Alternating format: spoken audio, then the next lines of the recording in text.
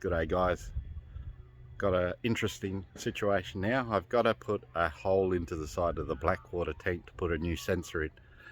Now I've just done the grey water and there was water still in there, so it came out on me, which wasn't fun, but it's only clear water anyway. There wasn't anything else in that one.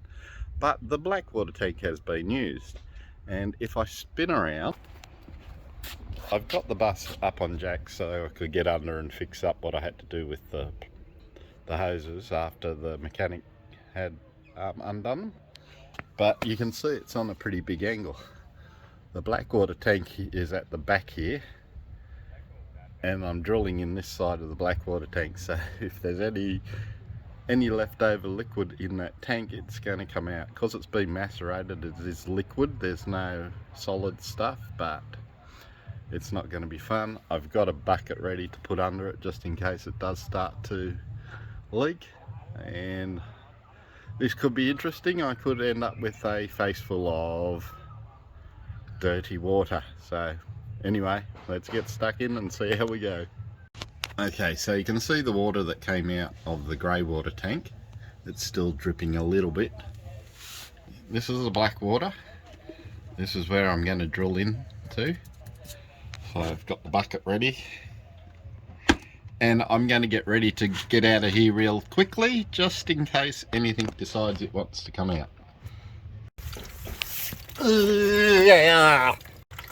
Okay, so there was a little bit of leakage. As you can see, it's not major, because it all's macerated anyway.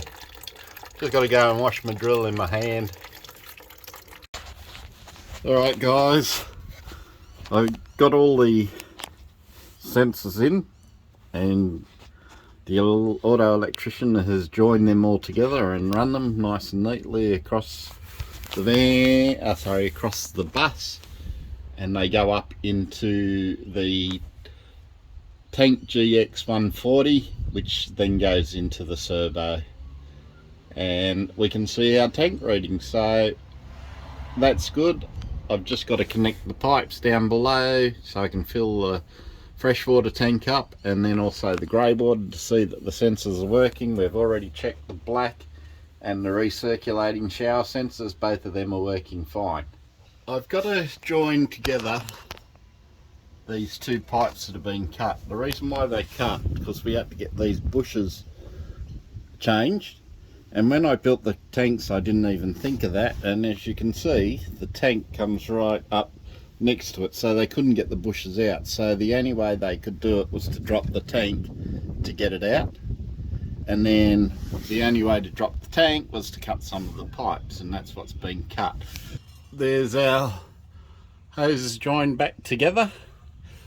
One of them was a breather and one was the freshwater inlet, which are joined back together.